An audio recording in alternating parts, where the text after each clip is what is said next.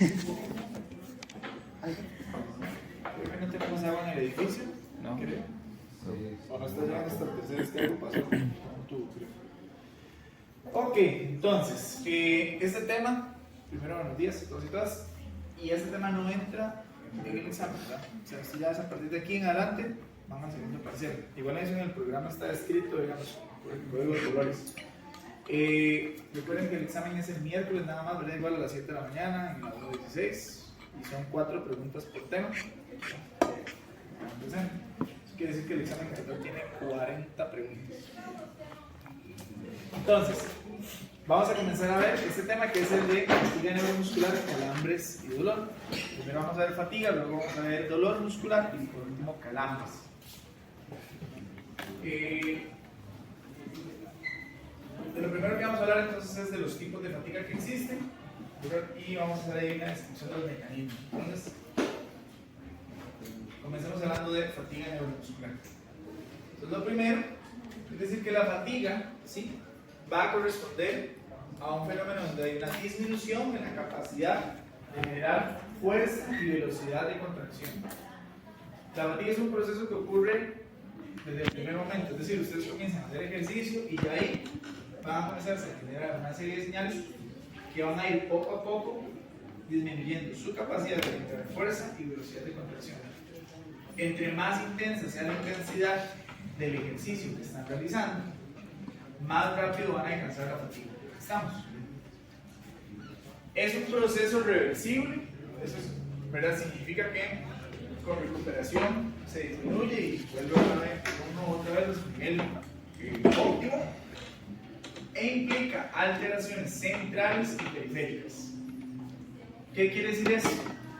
Que hay alteraciones que ocurren a nivel del cerebro, del sistema nervioso central, y alteraciones que ocurren a nivel del músculo. Por eso entonces hablamos de que la fatiga se puede subdividir o clasificar como fatiga central o fatiga periférica. La fatiga central es esa fatiga que se asocia a la percepción, es decir, cuando uno llega y dice, estoy cansado, ya no quiero más, me molesta, esa es esa fatiga central y está asociada a mecanismos de alteraciones que ocurren en el sistema nervioso central.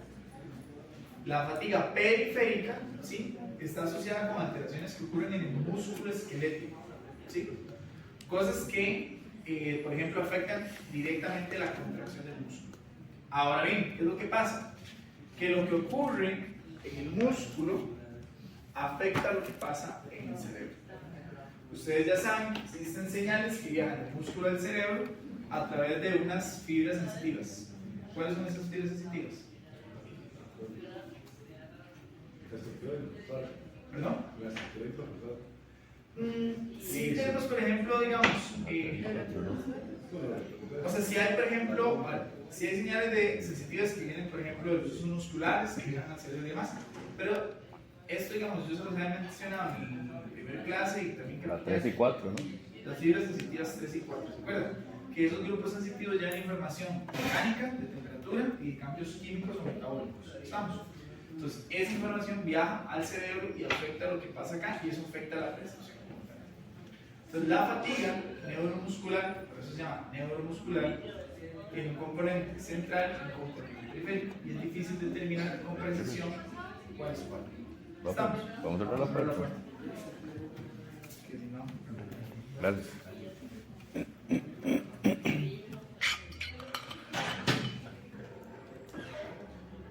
Voy a poner ahí.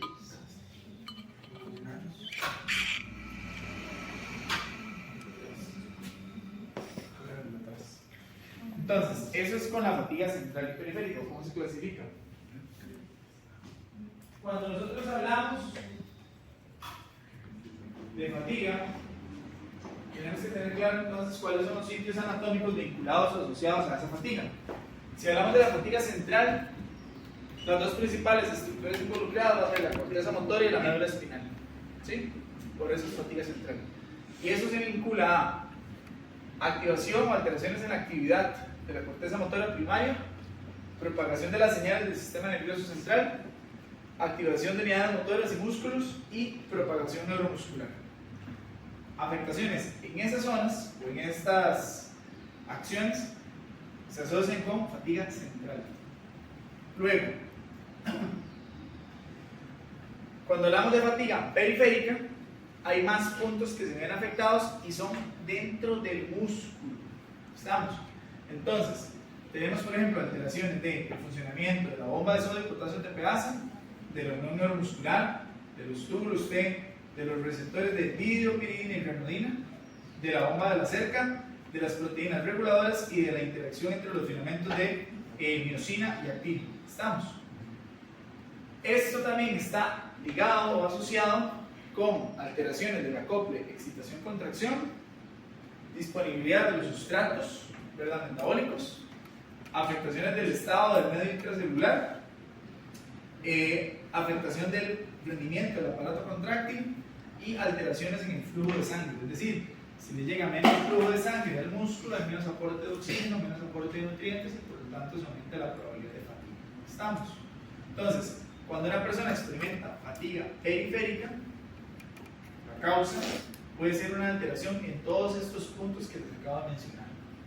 Uno muy importante es las alteraciones que ocurren entre la interacción de los filamentos, porque si se altera la interacción que hay entre la miosina y la actina, no hay golpes de fuerza, no hay contracción muscular y por lo tanto el músculo deja de hacer la función que tiene que hacer.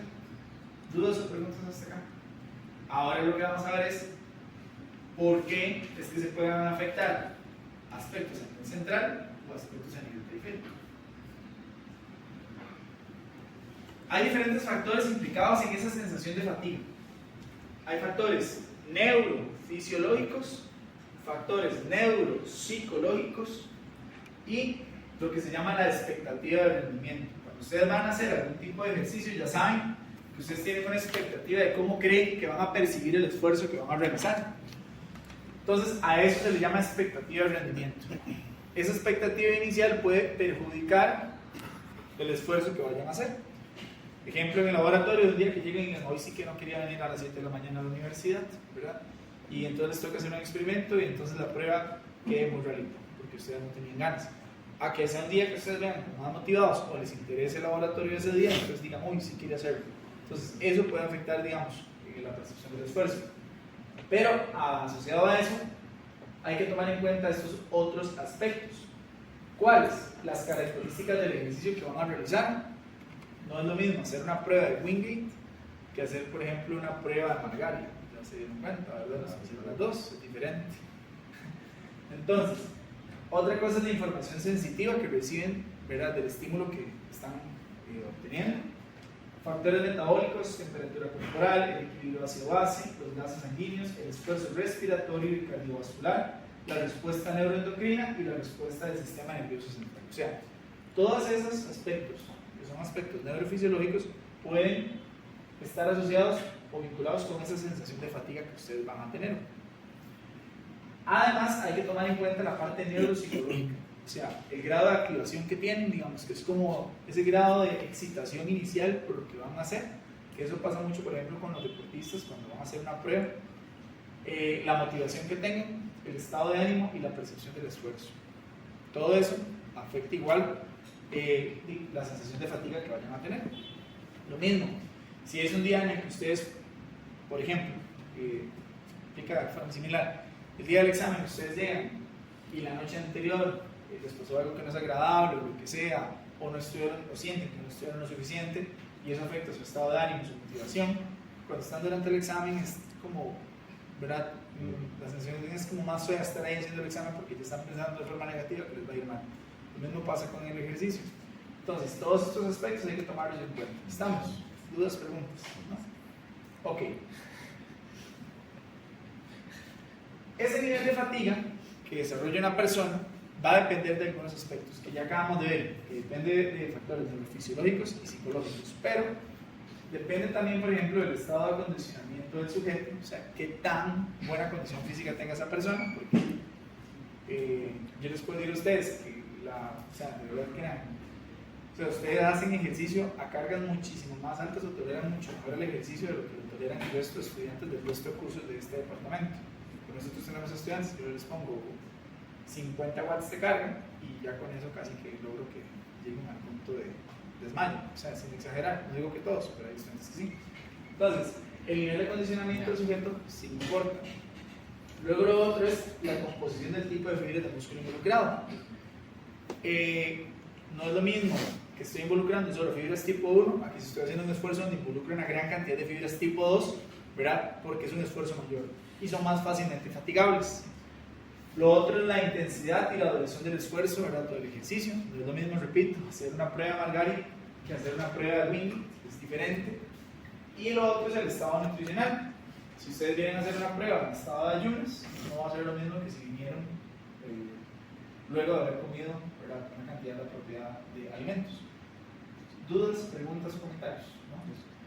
Vean que aquí comienzan a relacionarse y siempre involucrar muchas de las cosas que van viendo en clases anteriores. O sea, yo hablo de composición de tipo de fibras y ustedes ya deben de tener presente que es tipo 1, tipo 2A, tipo 2X, ¿verdad? Ya hablar de tipos de esfuerzos, ya ustedes deberían comenzar a manejar lo de intensidades, que si es al 50, al 60, al 70, al 80, al 90% del consumo máximo de oxígeno, si es una carga supra o submáxima. O sea, son conceptos que ya ustedes tienen que ir manejando.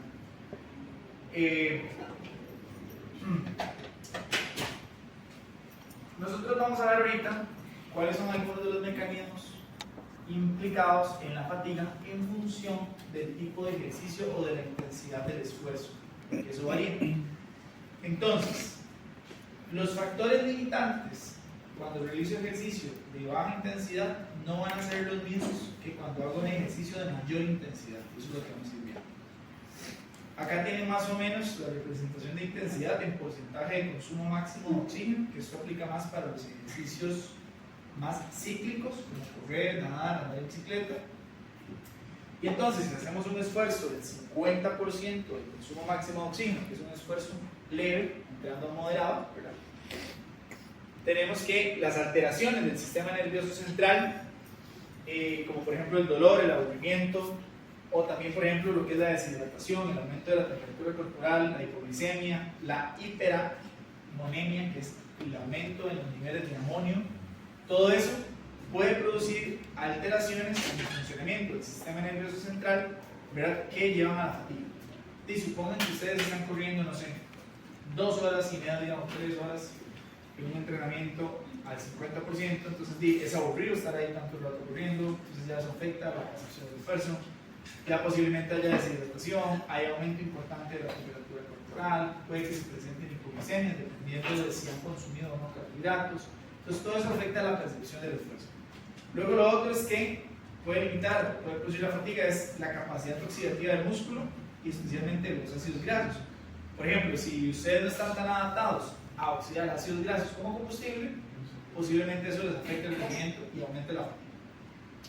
Y por último está la aclimatación, más si hacen el ejercicio en un ambiente cálido o en un ambiente, por ejemplo, al que no están acostumbrados.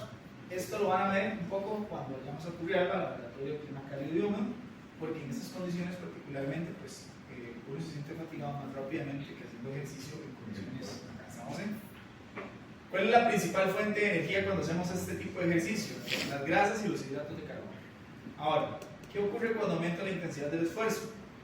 Cuando incremento la intensidad del esfuerzo y subimos ya a un 60-90% de consumo máximo de oxígeno, vamos a tener que los factores limitantes acá es la disminución de la reserva de glucógeno muscular y la disminución en la velocidad en el uso de esta. Es decir, mi cuerpo no es tan eficiente utilizando los carbohidratos y por lo tanto me fatigo más rápido también.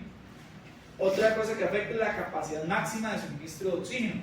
Si yo no tengo un buen consumo de oxígeno, ya estas intensidades se me hacen muy pesadas, porque mi cuerpo no tiene las adaptaciones necesarias para maximizar el uso del oxígeno. Lo otro es que pueden haber afectaciones de la capacidad oxidativa muscular y también está el tema de la aclimatación, o sea, dependiendo del ambiente donde se encuentran haciendo ejercicio. ¿Estamos de acuerdo? ¿Sí? Y el otro tema es que la principal fuente de energía van a ser los hidratos de carbono, o sea, los carbohidratos para la realización de este tipo de ejercicio. ¿Dudas, preguntas o comentarios? ¿Sí? Ya lo que pasa, cuando hacemos ejercicio al 90%, o sea, ya acercándonos al máximo, el consumo máximo de oxígeno, es que podemos tener como factores limitantes, ahora mismo, porque la intensidad es muy alta, una disminución de las reservas energéticas muy fuerte, porque acuérdense que ya en estas intensidades vamos a usar mucho lo que es el glucógeno, pero de forma anaeróbica, y ya se puede dar la acumulación significativa de metabolitos musculares. ¿Cuáles? Iones de hidrógeno, fosfato inorgánico, ADP, lactato, amoníaco y otros. Y eso empieza a afectar la contracción muscular. Más adelante vamos a ver cómo. También se pueden dar alteraciones hidroelectrolíticas, eso quiere decir que hay alteraciones en las concentraciones de sodio y potasio, y eso afecta la excitabilidad de las células, es decir, a las células musculares les cuesta más activarse y por lo tanto ya se fatigan más rápidamente. Y se da también acumulación de especies reactivas de oxígeno y nitrógeno. La acumulación de estas especies reactivas es mayor entre mayor sea la intensidad del esfuerzo, y eso afecta más el rendimiento contráctil del músculo. ¿Cuál es la principal fuente de energía en estas intensidades? ATP, fosfoproteína y la glucólisis, ¿verdad? Mediada por el sistema anaeróbico. ¿Dudas o preguntas hasta acá?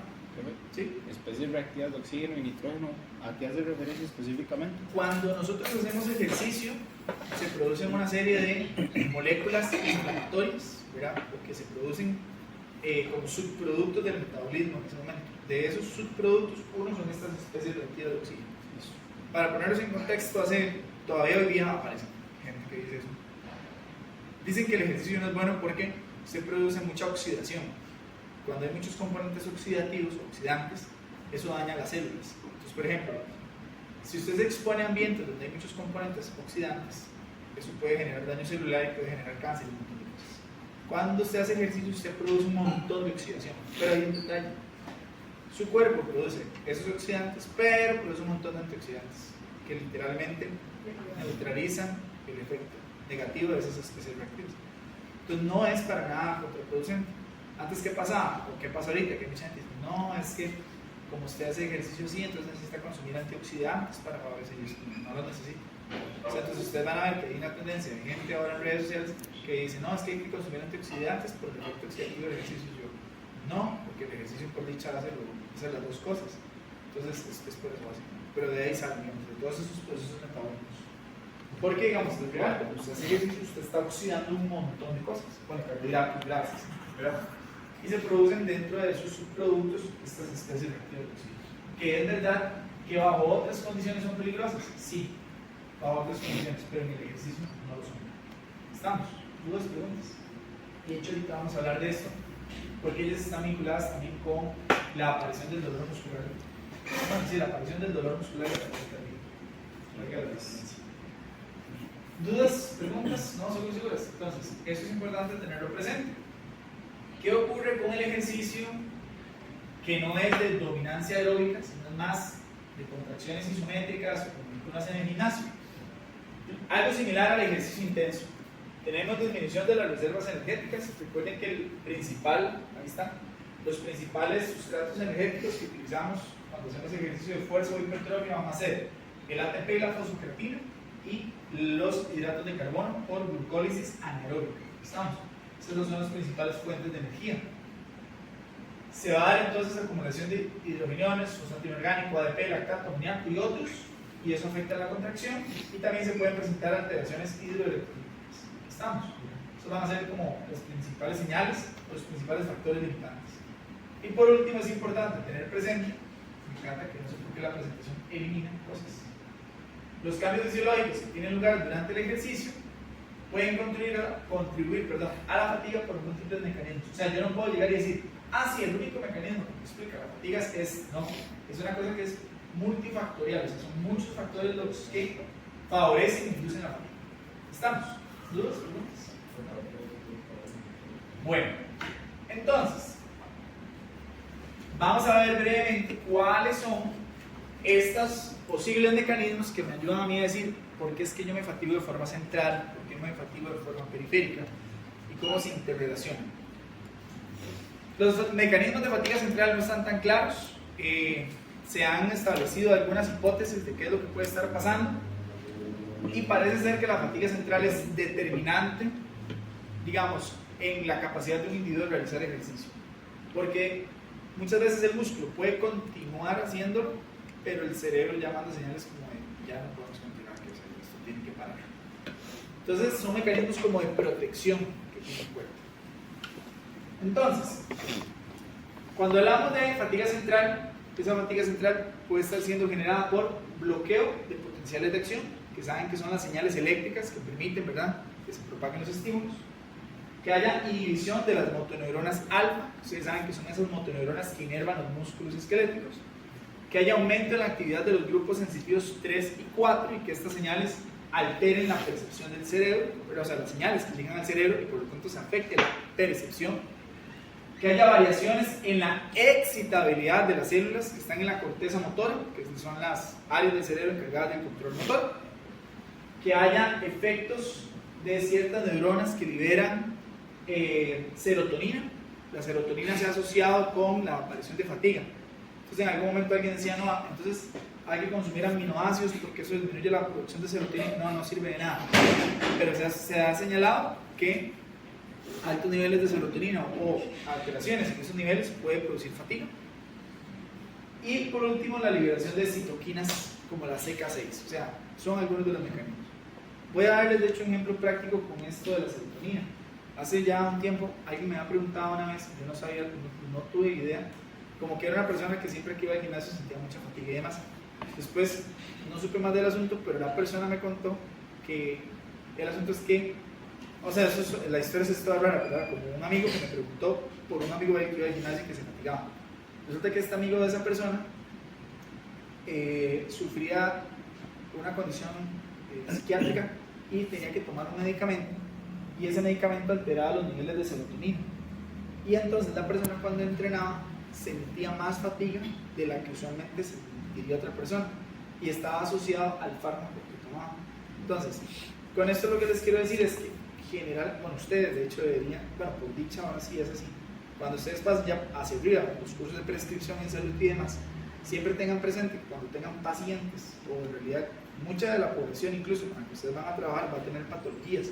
Los fármacos que estas personas consumen alteran una serie de variables fisiológicas, como pueden ser, por ejemplo, niveles de serotonina, pueden producir alteraciones a nivel cardiovascular, a nivel de manejo de lípidos, y eso al final repercute sobre cómo la persona rinde en el ejercicio que ustedes prescriben. Entonces siempre tengan eso ahí como presente cuando vayan a hacer como el asesoramiento inicial de conocer bien cuáles son los fármacos que toma la persona, porque eso altera otros niveles fisiológicos. ¿Dudas o preguntas?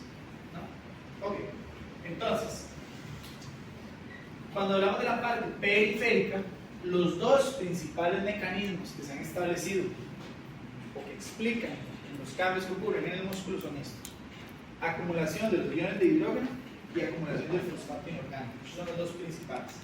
Sí, también, y lo debería haber puesto, estaría la acumulación de, o las alteraciones, por aquí está, alteraciones o incremento de la salida del potasio, que es otra cosa que se ha visto, pero nosotros nos vamos a concentrar en lo que es acumulación de iones de hidrógeno y acumulación de fosfato inorgánico. También se ha propuesto la acumulación de lactato, que una vez adelante, que prácticamente es algo que está desechado, porque se han visto muchos estudios que la acumulación de lactato por sí sola no produce fatiga. Generalmente es en combinación con los otros factores que la inducen. Se genera también acumulación de amonio, se ha propuesto, que la acumulación de amonio también, la deshidratación, la acumulación de magnesio, la acumulación de las especies reactivas de oxígeno, la disminución de los niveles de glucógeno y la disminución de la propagación de los potenciales de acción a nivel del músculo esquelético. Todo esto se ha propuesto como posibles mecanismos que explican las alteraciones que se producen en el músculo. Ahora, ¿por qué acumular iones de hidrógeno y fosfato inorgánico es problemático para el músculo? Resulta que en estas gráficas ustedes tienen acá, en esta primera parte es el efecto de los iones de hidrógeno y aquí para abajo el efecto del fosfato inorgánico. Las curvas de color negro serían los valores control o de referencia y aquí tienen una curva que muestra la velocidad versus la fuerza y aquí tienen otra curva donde se muestra la potencia versus la fuerza igual. Entonces, ¿qué se sabe?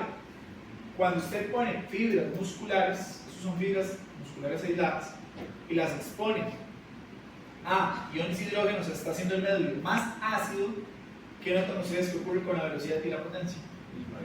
Disminuye. Y lo mismo pasa con el fosfato inorgánico.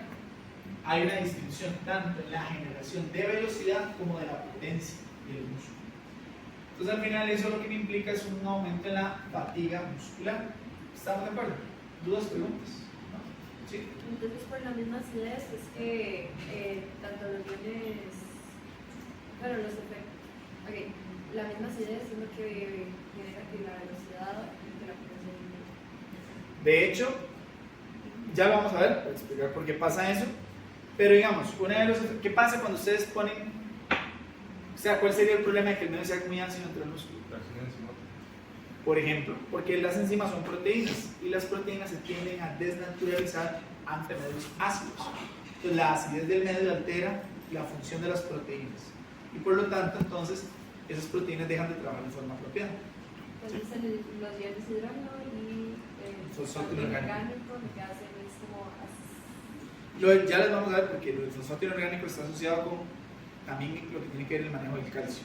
El calcio es fundamental en el proceso de manipulación, pero ya vamos a llegar a ese punto. pero si bueno, ¿Acidifica? ajá, El fosfato inorgánico no. Lo que hace el fosfato inorgánico es alterar las concentraciones de calcio intracelular y eso genera alteraciones de la fatiga, pero ya lo vamos a ver. ¿Está bien? Ya le termino de contestar su pregunta, porque de hecho eso es a lo que vamos, porque hasta ahorita solo les he dicho que disminuye fuerza y velocidad, pero no les he dicho por qué o cómo lo hace. Bueno, ya con los iones hidrógeno sí, que eso es importante porque antes se decía, es que es el ácido láctico. Primero que nosotros no acumulamos ácido láctico, esa es la primera cosa. O sea, ustedes de ahora en adelante, por favor, siempre usen la palabra lactato. El ácido láctico se forma y casi que inmediatamente se transforma en lactato. Y lo que uno mide en sangre siempre es lactato, no es ácido láctico. Y el lactato como tal no induce la acidez para generar estos efectos. De hecho, incluso se puede decir que el lactato es una especie de buffer, porque más bien, ustedes saben que está el piruvato y el piruvato se transforma en lactato. Sí, se lleva. Ese paso, lo que hace es llevarse los iones hidrógeno. Entonces, más bien, secuestra los iones hidrógeno y hace que no se acumule tanto hidrógeno. ¿Estamos? Entonces, pero lamentablemente eso es la idea que se ha esparcido por el mundo y entonces muchísimas veces, mucha gente siempre dice, sí, es que el lactato ya, pero ahorita hablamos de eso. Ahora, ¿qué pasa cuando combinan el efecto de las dos cosas? Se ve más marcada la reducción tanto de la velocidad como de la potencia. ¿Estamos? ¿Ah? Pero de forma absurda. Mucho. De hecho, digamos, incluso hay estudios donde se habla de que si usted combina iones hidrógeno con fosfato inorgánico y le mete lactato, que es el otro componente, se disminuye aún más, digamos, esto. Porque parece como que la combinación de los tres factores como que induce más fatiga, pero el lactato por un mecanismo distinto o activando otra vía de señalización, porque serviría como una molécula de, digamos, de señalización en el proceso, no directamente en el proceso, pero eso no está muy claro. Entonces por eso cada vez más se dice que el lactato en realidad no juega directamente en la aparición de la fatiga. Profe, una pregunta, ¿se puede tener acumulación de iones hidrógenos sin necesariamente tener acumulación de fosfato inorgánico? Creo que es difícil porque cuando usted aumenta la intensidad de la contracción, está generando, vamos a ver, el fosfato inorgánico, ¿dónde sale? De la hidrólisis del ATP. O sea, cuando usted destruye el ATP, está generando ADP y fosfato inorgánico. Entre más intenso sea el ejercicio, más está rompiendo ATP, un montón, entonces acumula un montón de fosfato inorgánico y al mismo tiempo, si el ejercicio es más intenso, está acumulando más iones hidrógeno.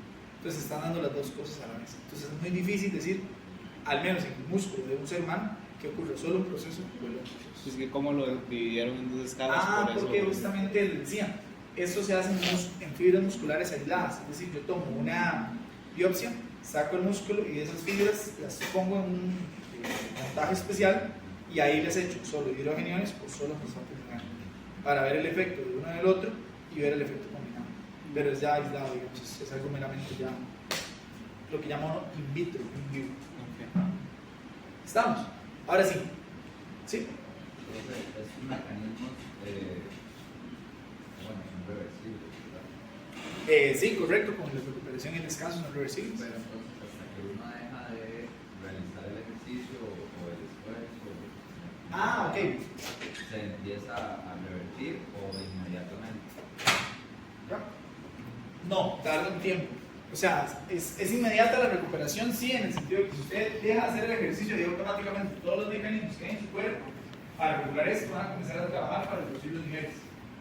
El detalle es que el tiempo que va a tardar en darse eso dependerá del nivel de acondicionamiento físico. Entre más acondicionada físicamente está la persona, más rápido va a ocurrir la reducción de estos niveles de fosfato inorgánico y iones hidrógeno. ¿Por qué razón? Nada más por mencionar algo. ¿Se acuerdan cuál era una de las adaptaciones, por ejemplo, que obtenían las personas que hacían entrenamiento contra resistencia a nivel muscular? Había una que nos ayuda a explicar en parte esa pregunta que está haciendo. ¿Qué se mejora con el entrenamiento contra resistencia? Por ejemplo, las adaptaciones. Vamos primero contra resistencia.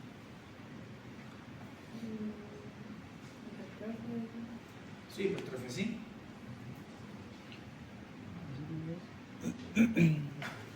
Esa está jalada un poco del pelo porque es de las últimas que vienen en la lista. Se mejora la capacidad buffer del músculo. Eso significa que el músculo entonces tiene mejores mecanismos para reducir las concentraciones de los iones hidrógeno. Tanto cuando está haciéndolo como cuando para. Usted termina de hacer el ejercicio y su cuerpo y el músculo tienen un montón de mecanismos para recapturar el lactato, reducir rápidamente los iones hidrógeno, entonces usted se recupera más rápido el objetivo. Por decirlo así, el tiempo de recuperación que usted va a necesitar entre serie y serie de un ejercicio determinado posiblemente sea menor que el tiempo de recuperación que va a necesitar una persona no entrenada. Y eso está asociado a las adaptaciones metabólicas que usted tenga en sus músculos. Entonces, ¿cuánto tiempo tarda esto en reducirse? Es relativo, no sé un dato exacto en tiempo, pero sí sé que es mucho menor el tiempo en personas entrenadas en comparación con personas no entrenadas. ¿Sí? ¿Estamos? ¿Dudas, preguntas, comentarios? Eso que está acá entonces es la imagen que ya les había mostrado con el efecto individual combinado, pero ¿por qué los iones hidrógeno y el fosfato inorgánico hacen eso? En esta gráfica tienen tres barras, una en color celeste, amarillo y rojo, pre-ejercicio, post-ejercicio y a las 3 horas y media post-ejercicio. Y lo que tienen es liberación de calcio, por ejemplo, y recaptura de calcio. ¿Qué se afecta significativamente durante el ejercicio? La liberación y la recaptura de ese calcio. Y eso en parte está asociado, ya lo que es el calcio o la actividad de la enzima de la calcio-ATPasa nos afecta, pero sí se afecta particularmente eso. Y eso se ha asociado con la acumulación de los iones hidrógeno y el fosfato inorgánico. ¿Por qué? El fosfato inorgánico se une con el calcio y forma una cosa que se llama fosfato de calcio. Y así no me sirve para un carajo para que se una la troponina. Entonces, si no se une la troponina, ¿qué pasa? No hay puentes cruzados. No se pueden generar puentes cruzados porque la tropomucina bloquea y entonces la cabeza de mucina no se pega al pie. ¿Estamos? ¿Sí? Entonces, de esa constante, ¿no dices que se está generando la carga de mucina, el ATP, y la acumulación de fosfato inorgánico? Entonces, con el calcio que está interactuando con salir a la cerca, pues todo empieza a crear ese fosfato. Correcto. El fosfato que se libera se asocia con el calcio que está disponible y al final se interrumpe el proceso.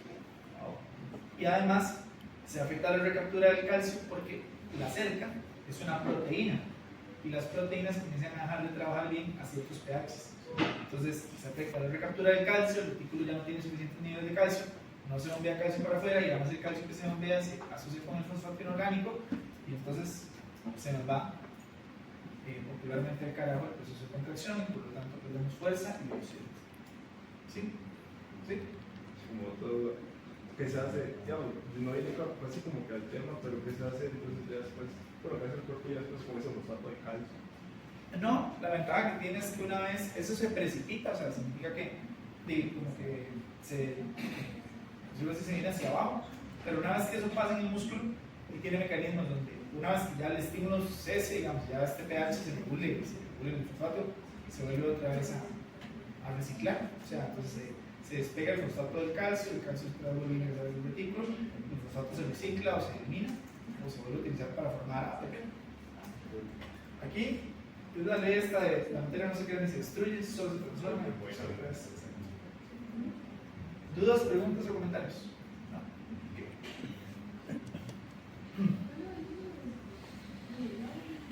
Cuando nosotros hablamos de fatiga, nosotros tenemos, vamos a hablar ahorita más bien de otro modelo que es un poco más para la parte práctica de aplicación.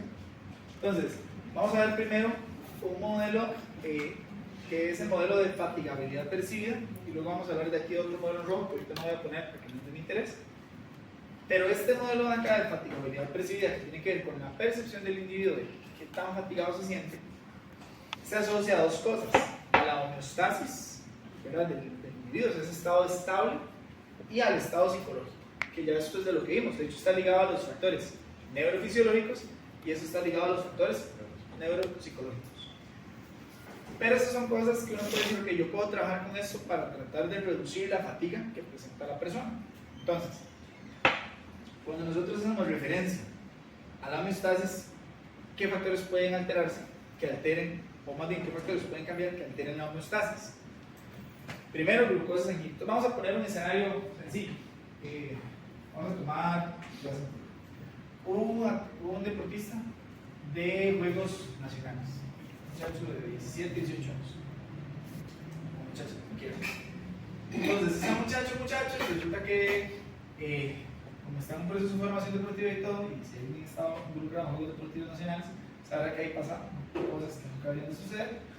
Y entonces, resulta que a esta persona le dijeron: no, es que es mejor hacer ejercicio en ayunas, no sé qué, lo que sea. Cuando el muchacho en la mañana llegó y no le dieron ganas de comer porque estaba muy nervioso por la competencia, y entonces no comió. Entonces, ¿qué pasa con la glucosa sanguínea? Se va para abajo.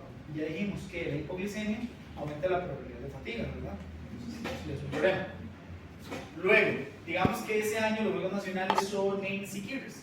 O sea, ya entonces significa que la temperatura es un factor a considerar, porque vamos a hablar de temperaturas de 30 y tantos, 32 grados a humedadas del 75-80%. Si además esta persona que no estaba desayunando no se hidrata de forma apropiada y resulta que la noche anterior con sus amigos de los demás cantones del país se fueron a tomar, también podría suceder, entonces ustedes dirán, entonces llega deshidratada. Vamos a asumir que no toma ningún fármaco para ninguna condición psiquiátrica, ¿verdad? Pero podría suceder. También se podría dar acumulación de cierta cantidad de metabolitos en función de incluso los entrenamientos que haya hecho previamente o demás, pero digamos que tampoco va a afectar. El tema de la oxigenación no debería modificarse, porque estamos hablando que es una altura relativamente baja, pero casi en el nivel del mar. Entonces la presión parcial de oxígeno debe estar bien. Pero resulta que esa noche antes, como se fue a tomar, está desvelado. Entonces la persona llega en una condición no adecuada para realizar el evento deportivo. Entonces aumenta la probabilidad de fatiga. Estamos. Y ahora ya en esto a cualquier nivel que ustedes quieran. Una persona, por ejemplo, que ustedes entrenen de forma recreativa, que igual, la persona, no sé, la noche anterior de verdad se fue de fiesta a tomar y entonces, y no desayunó bien. Entonces, ¿qué pasa? Y esa persona no va a rendir de forma apropiada. Entonces, al final, tal vez les culpa a ustedes del resultado que obtuvieron, pero fue porque esa persona no hizo lo que tenía que hacer. La mayoría de gente tiende a ser responsable con sus cosas. La mayoría. Por ahí hay algunas personas que no. Es como el caso, y yo soy del puerto, pero por ejemplo, en esta cuestión, la solidaridad que hacen ahí es súper común ver como gente de museos así que se caen, se desmayan. Sí. Y eso muchas veces pasa, ¿por qué?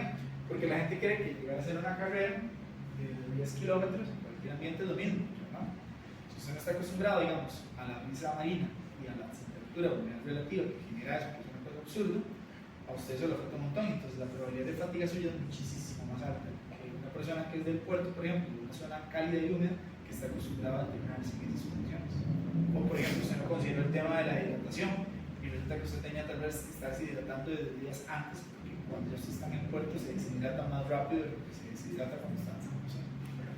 Entonces todas esas son cosas que ustedes, como entrenadoras o entrenadores, sí tienen que tomar en consideración, decir, hey, ¿a dónde me voy a meter? A esta condición. Yo preparo a la persona, porque la persona en teoría no debería de saber estas cosas, porque no está formada para ello, y decirle, no, vea, vamos a trabajar esto, pero decirle, no, la persona dice, no, yo no estoy acostumbrada a desayunar, ok, necesitamos tal vez mejorar esto, tal vez si no podemos lograr que desayunen esto, que mejore el consumo de carbohidratos en la mañana con alguna estrategia, y ahí hay que asociarse con la Nutri, pero hay que buscar la forma en la que la persona entrene el aparato digestivo para que mejore eso. Si alguien dice, no, es que yo estoy acostumbradísimo, bueno, está bien, no pasa nada, si usted está acostumbradísimo, démoslo así, pero idealmente no es lo más óptimo. ¿Están de acuerdo? Pero lo importante que es, sí, tal vez no jugar de vivo, ¿verdad? porque, digamos, una vez hice, la única vez que la he hecho, yo creo que la vuelvo a hacer, también fue con el presidente y yo estoy con la casa, digamos. Bueno, Y digamos, esa vez que yo la hice fue cuando se mudó a ella, fue ahí mismo. pero no sé.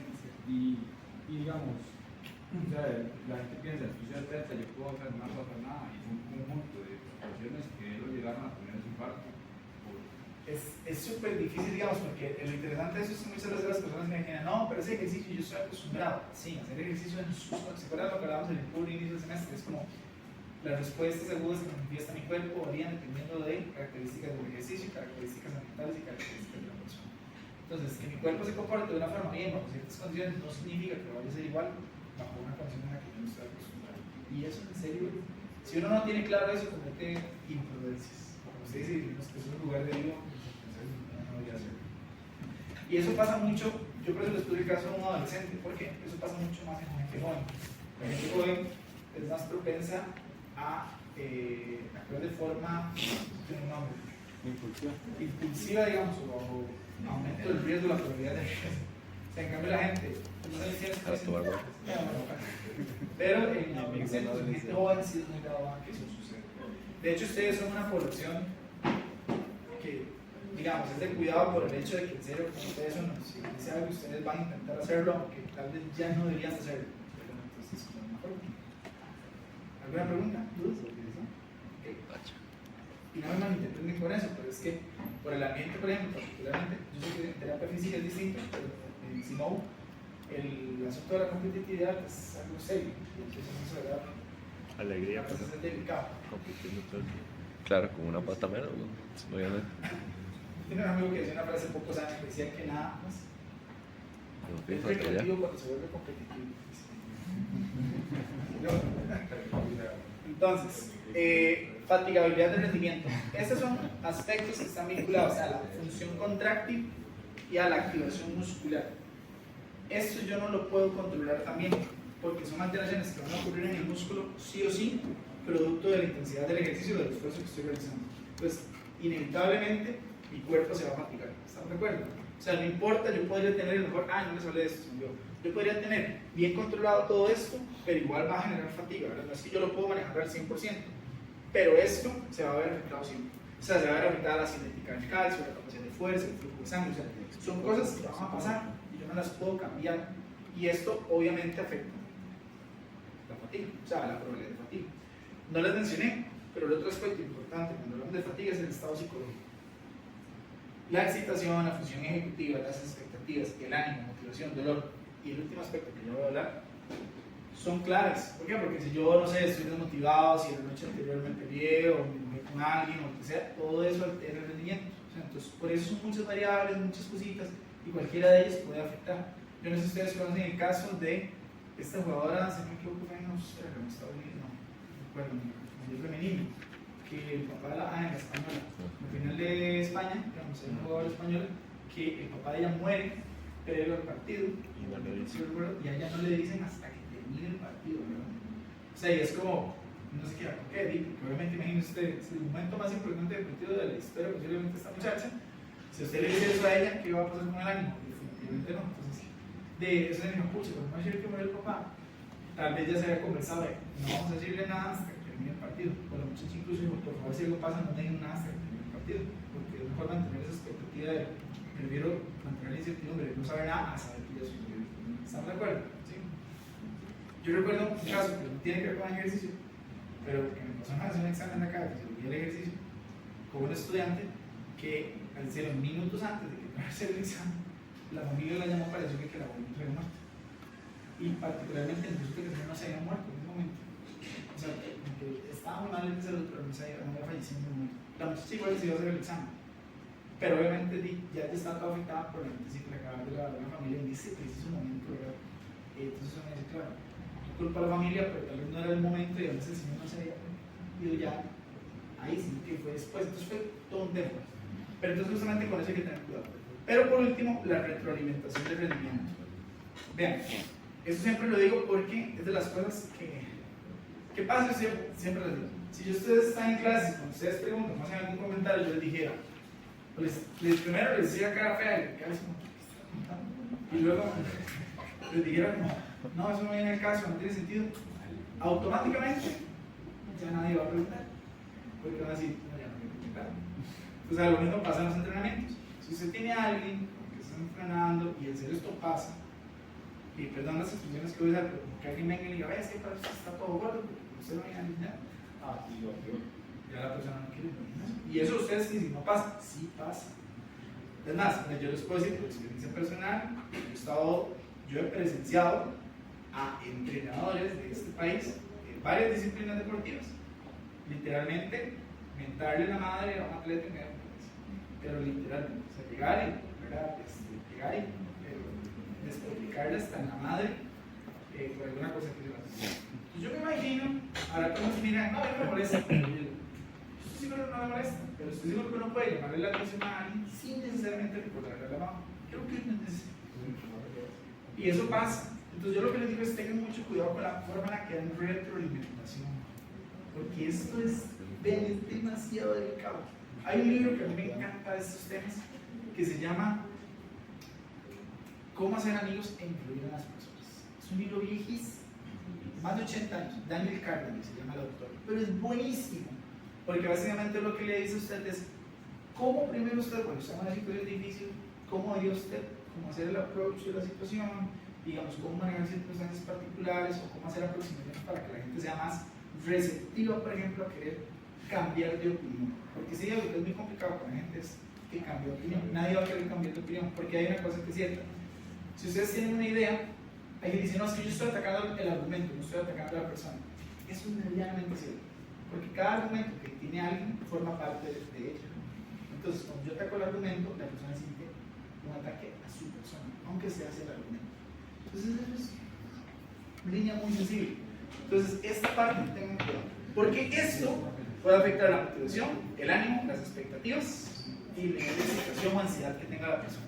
¿Estamos? ¿Dudas, preguntas? ¿No? Y ya para terminar, para que vayamos al receso, esto no lo voy a leer todo porque eso ustedes lo pueden leer eventualmente, pero uno puede observar manifestaciones de la fatiga en aspectos como los síntomas, como el rendimiento, el ejercicio físico, la técnica, las sensaciones subjetivas, la toma de decisiones y aspectos psicológicos. O sea, yo podría ver modificaciones en estas cosas. Voy a leer nada más el primero. Cuando yo hablo de los síntomas del rendimiento, me refiero a que si yo estoy en el entrenamiento con alguien, yo podría observar o decir, ¿cómo me puedo dar cuenta que hay fatiga? Si por ejemplo hay una disminución en la capacidad de realizar trabajo a una determinada velocidad, es decir, la persona estaba haciendo cierto estímulo, cierto esfuerzo, pero ustedes ven que poco a poco lo hace más lento, ya hay fatiga. Si hay una incapacidad, por ejemplo, para sobrellevar la situación, o si se aumentan esos periodos de descanso o de lapsos mentales, dice, ya hay algo. Luego, si se disminuye la función, la ejecución de la técnica, si hay disminución de la velocidad de golpeo, de pateo o de lanzamiento también, o si hay un aumento en la tasa de error, ya usted dice, aquí hay posiblemente fatiga. O si se aumentan estos lapsos mentales. Entonces, todo esto ya es un indicativo de que hay fatiga. Entonces, yo debería identificarlo y ver qué hago, porque posiblemente el estímulo está siendo demasiado fuerte o ya debería más bien de reducir la carga de trabajo. Entonces, así como yo puedo identificar ciertos síntomas en el rendimiento, puedo identificarlos en cuestiones vinculadas al ejercicio físico, a la técnica, a las sensaciones subjetivas o a la toma de decisiones y aspectos psicológicos. Entonces, esto lo voy a pasar porque no tiene sentido como el que lo leo. Ustedes lo pueden leer, no significa que me entra, simplemente es cosas que ustedes pueden luego utilizar. Con las sensaciones subjetivas también y con la toma de decisiones y aspectos psicológicos. Pero todo esto son manifestaciones de la fatiga, es decir, cosas que ustedes podrían notar en la gente y decir, posiblemente está fatiga. Y eso es un resumen de la parte de fatiga, de lo que hemos visto hasta ahí. Es un proceso reversible, es diferente si es ejercicio moderado a ejercicio intenso. Lo que pasa en la fatiga central no está claro, o sea, no tenemos claros los mecanismos de la fatiga central y hay que considerar los parámetros psicobiológicos que pueden estar afectando la fatiga, y no solo los parámetros, por ejemplo, biológicos, sino también la parte psicológica del individuo, que eso es determinante en cómo percibe el estrés que está realizando. ¿Estamos? ¿Dudas, preguntas? Entonces tomamos el proceso y volvemos a las 8:05.